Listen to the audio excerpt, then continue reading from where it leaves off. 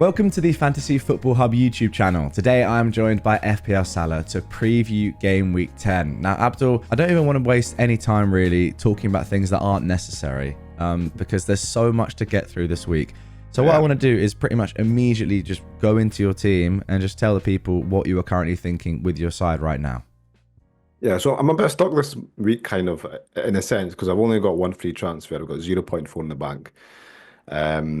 I've got Gabriel and Son who are doubts. I know a lot of people are looking at making the Haaland to Salah switch this week. I haven't, mainly because I haven't got two free transfers. I probably would have considered it if I did. But yeah, I'm thinking of saving this week actually. So I've got a Gabriel there. So we don't have a full prognosis in him yet. Could play this weekend, might not. But if he's out, I'm happy to have Mikalenko come off the bench for him. The other two guys I need to watch out for is one is Son, right? So Ange Postecoglou did say, he's looking good for us, to play this weekend. But we never know with the injuries because, he said that he was positive last week, didn't play. So if he's a big doubt going into game week 10 or or injured, I'll probably move Son onto Saka. Just bring Okay. that move forward, which I was planning in game week 12. Solanke, I was hearing that he was, playing with a knock in the last 20 minutes of the game, played the full 90. He looked absolutely knackered after the game. He looked like he was going to actually vomit from what I saw. So kind of need to keep a Wow. wee eye on him as well. So if Solanke's out, then possibly I move to Cunha. It all depends on Son and Solanke, but I'm going to be positive and think they're going to be okay, and I'll be looking to save a transfer this week. Okay, sounds like a lot of moving parts. Let's go back Yeah. to last week and tell the viewers what you ended up doing with your team. Whether you did make those transfers that you thought you were going to in last week's video. Yeah, so I was a weird one last week because I did go through with the planned transfers, which was Trent to Aït-Nouri and Diaz to Palmer. However, I was really, really expecting Son to be fit, and he wasn't. He got ruled out.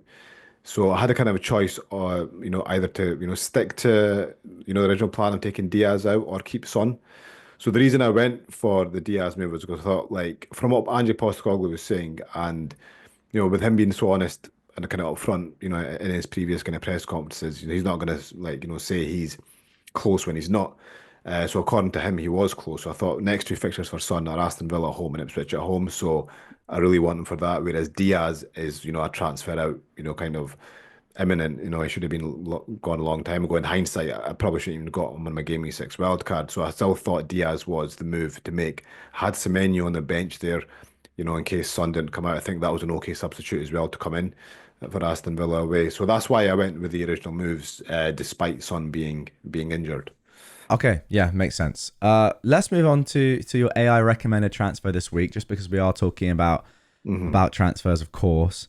I mean, if you Yeah. guys don't know, then this is one of the best things about Fantasy Football Hub, in my opinion. First of all, everything you've seen on screen and everything you'll ever see on screen in these videos is on the website Fantasy Football Hub.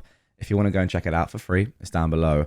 But then, if you want to have a look at stuff like this, personalized to your team each and every game week, it's a recommended transfer for your side. Can be roll, can be make any number of transfers, based on points, obviously based on predicted points though, like data. It's all analytics. There's no human element to this at all. It's just looking at predicted points, all the stats you could possibly want to amalgamate into one decision. Then you get this out of it. So for you, Abdul, this week, it's actually a really interesting recommendation. And guys, if you would like to try this yourself, there's a 7-day free trial going on right now. So you can try it for this game week. This is a tough one with a lot of decisions to be made. It's the sort of one where you probably do want to consult a tool like this just to give you a little bit of a sense check, perhaps. And if you don't like it, you can always cancel your trial after 7 days. Okay, I'm not sure you're going to like this, but this is a transfer that we have sort of talked about for Hmm. the last few weeks, I would say now. Hmm. Now I'm a Chris Wood owner. I don't have this player. Don't I tell don't me I it's don't recommend Chris Wood. I don't have, it's not actually Chris Wood anymore. Oh, It's right, now okay. changed. So okay, I'll stop beating around the bush. It's Calvert-Lewin out Hmm. and it's Raul Jimenez in. Oh, right, okay. Now, Well, this is a transfer that you probably wouldn't really ever make on paper because Calvert-Lewin's fixtures are still fine. yeah. But it's one of those where, there's big, for example, if you went Wood over Calvert-Lewin on a Game Week 6 wildcard, there's been a big swing there. He's clearly not in the best form. What are you thinking with Calvert-Lewin in general, and would you recommend replacing him? I mean, look, I'm desperate to get rid of Calvert-Lewin, and the hub tool has been recommended in the last few weeks, like Calvert-Lewin to Wood.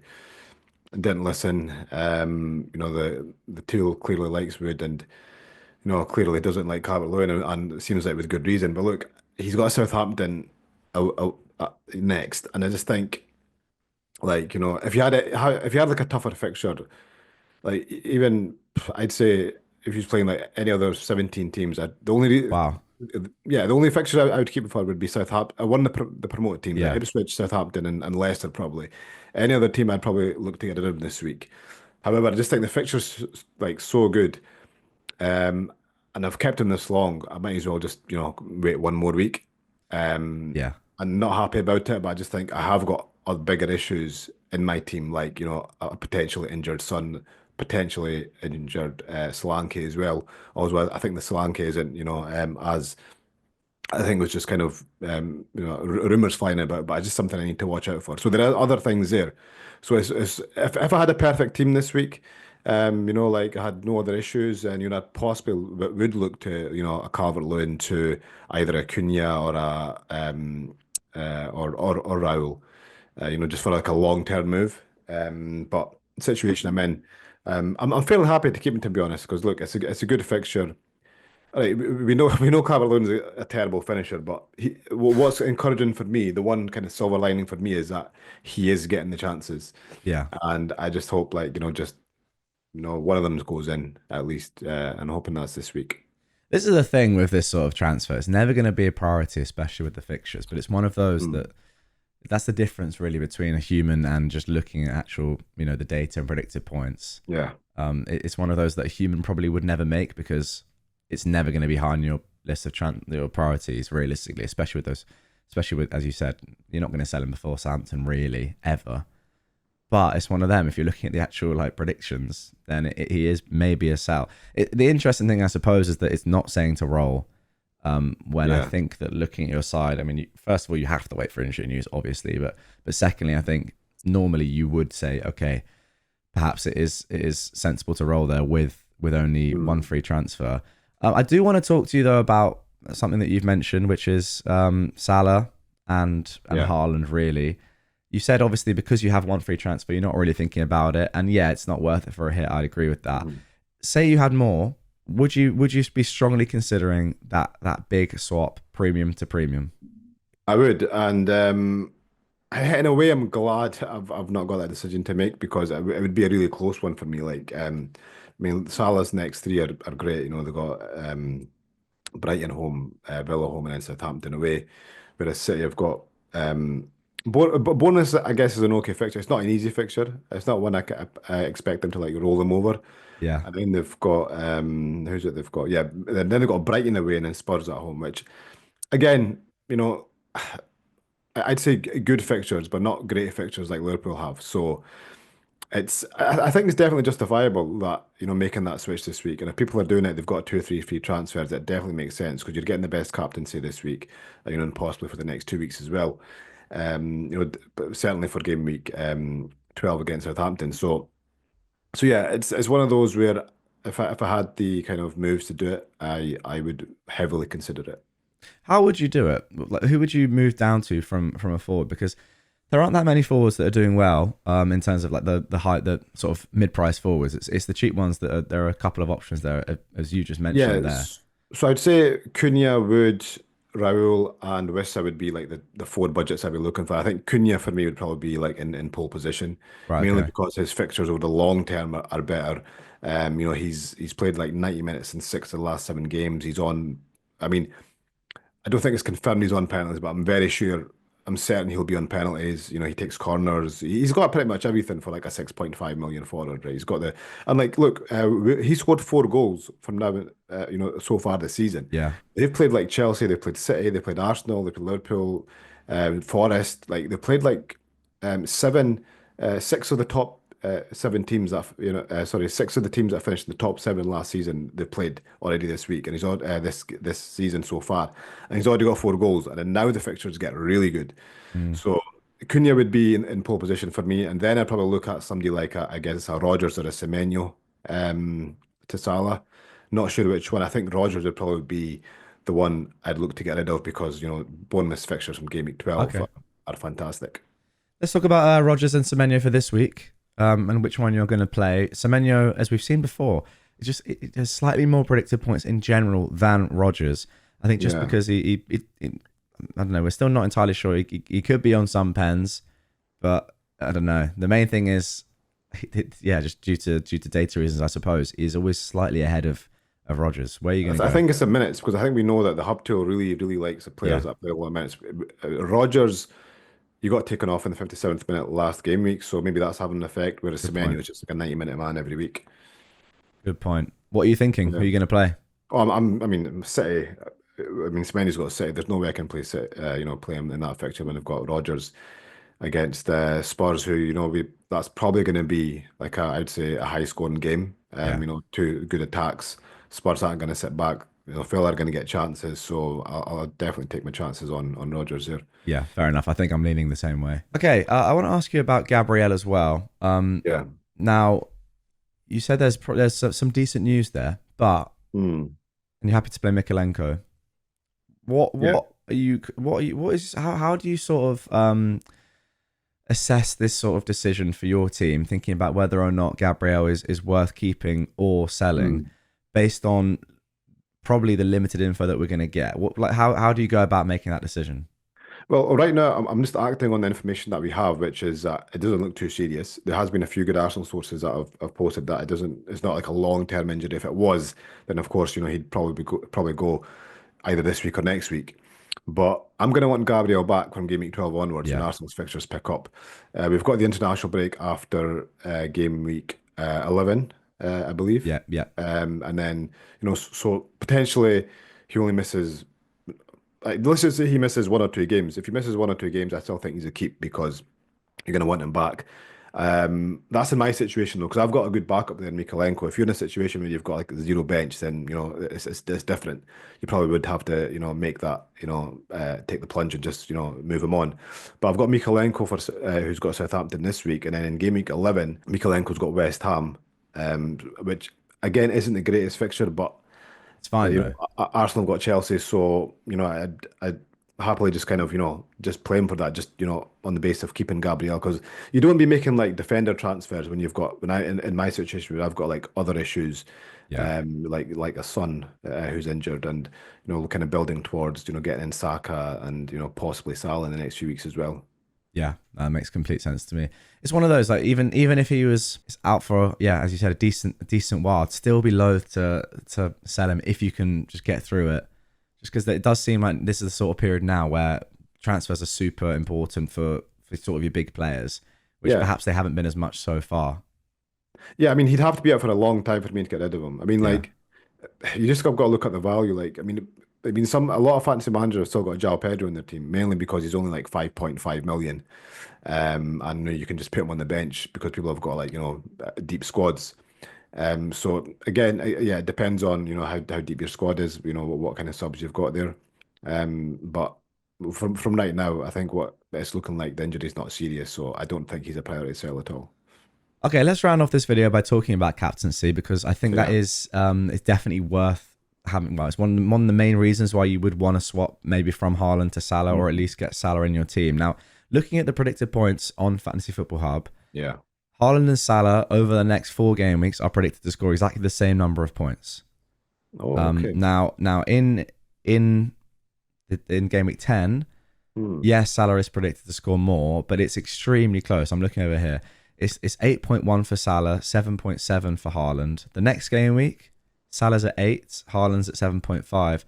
Then it flips back round, Haaland back up at 8.7, Salah way down at 7.6. I think Mhm. the point I'm trying to make is it worth the switch because the captaincy option is that much better, or is it actually looking at the numbers? Is it actually not that much of a difference?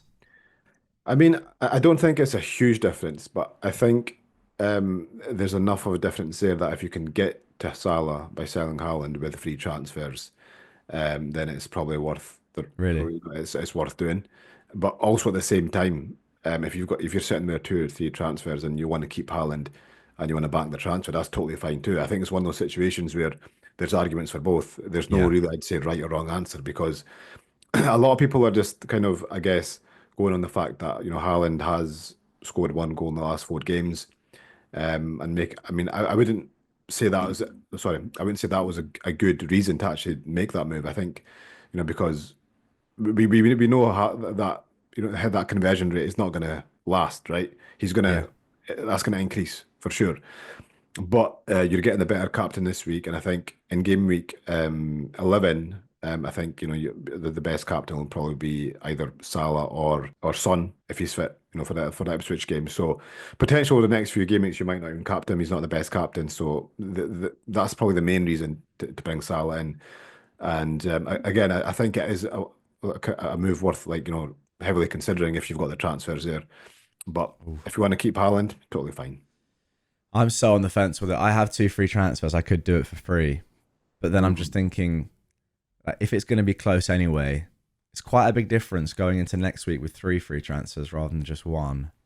And then who knows, And that's the reason to keep because you don't know what's going to happen next game week. Yeah. We've got the international break coming up after game week 11, so ideally you want to go into the international break with at least 2 free transfers. And a lot can happen. We've seen last night. How many injuries did we have? We had about 7 significant injuries. Like we had Savio, we had the Solanke thing, we had Akanji, Kadioglu. We had quite a few players kind of Yeah. getting injured. So who knows what next week's going to bring? You know what I mean? Yeah. It's true. And people say, it's only the League Cup or, it's only internationals or whatever. Yeah, Like, it was stuff funny happens. because I've seen a few people saying, "Oh, I'm making an early transfer because it's only League Cup." But then It's like, we've had more injuries last night than we had, in the first 4 weeks of Champions League. So yeah, we I never know. know. It happens. It's interesting. I think maybe it's due to the new rule change with the transfers this season, which is why it's a little bit more of a discussion. I feel It like is. if I had 2 free transfers and then I knew I was going to lose one, like obviously going to burn one if I didn't make any transfers, Yeah, I think I'd almost definitely be making that swap. yeah.